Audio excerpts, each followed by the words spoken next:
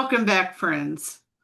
For our this is our final episode, and we have been taking up discernment in an age of disorder, ordering the soul in an age of counterfeits, restoration, the renewal of the soul, and the hope of civilization.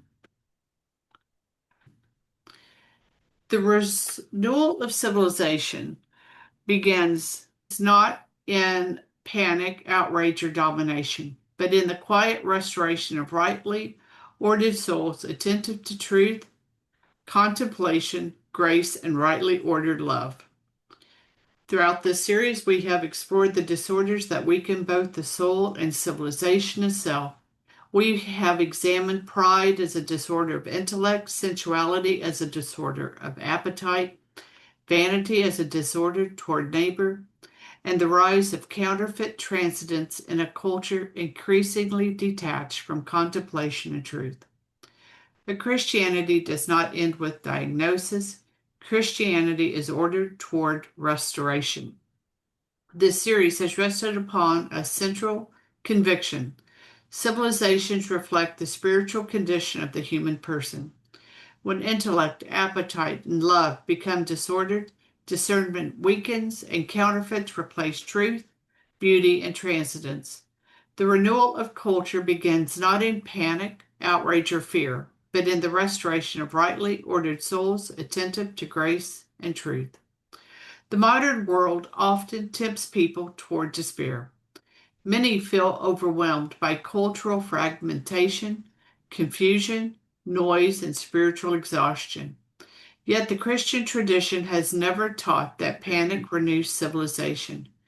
Fear may awaken attention briefly, but it cannot sustain wisdom, charity, contemplation, or peace. The saints understood something deeper. Renewal begins quietly, then often invisibly within the soul itself. The restoration of civilization begins not in panic, outrage, or domination, but in the quiet restoration of rightly ordered souls attentive to truth, contemplation, grace, and rightly ordered love. Christ himself reminds us, the kingdom of God is within you.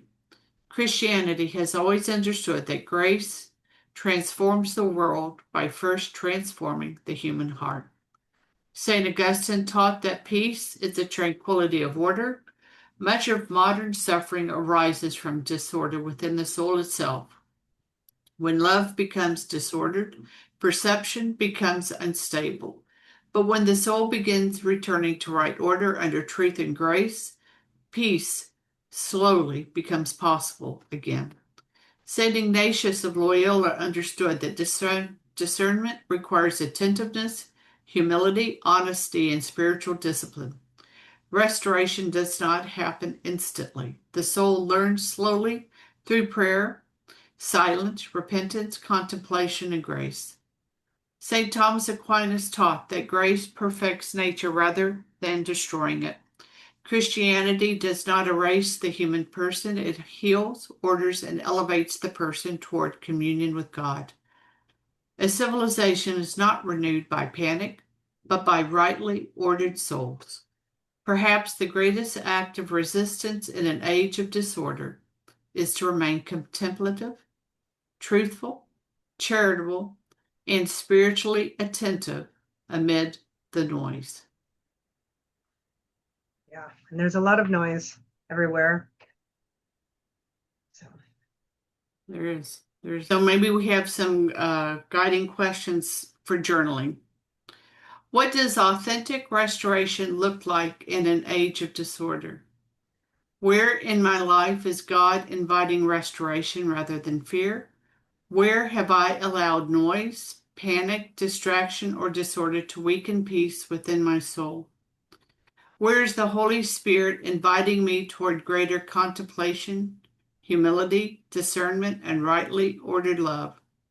The renewal of civilization may not begin dramatically. It may begin quietly through prayer, truthful living, humility, charity, contemplation, repentance, and fidelity to grace. The soul becomes steady again when it learns to remain rooted in truth rather than fear. Let us pray. Come, Holy Spirit of wisdom, and truth, and peace. Restore right order within our hearts, our minds, and our loves. Teach us to remain contemplative amid confusion, faithful amid disorder, and hopeful amid discouragement. Quiet the fears that distort discernment and strengthen within us the courage to live truthfully and love rightly. Grant that our lives may become instruments of peace, clarity, charity, and hope in a restless age. May we seek not panic but wisdom, not domination but holiness, not despair but faithful communion in you. In the name of the Father, and of the Son, and of the Holy Spirit. Amen. Till the next time, my friends, fides et ratio.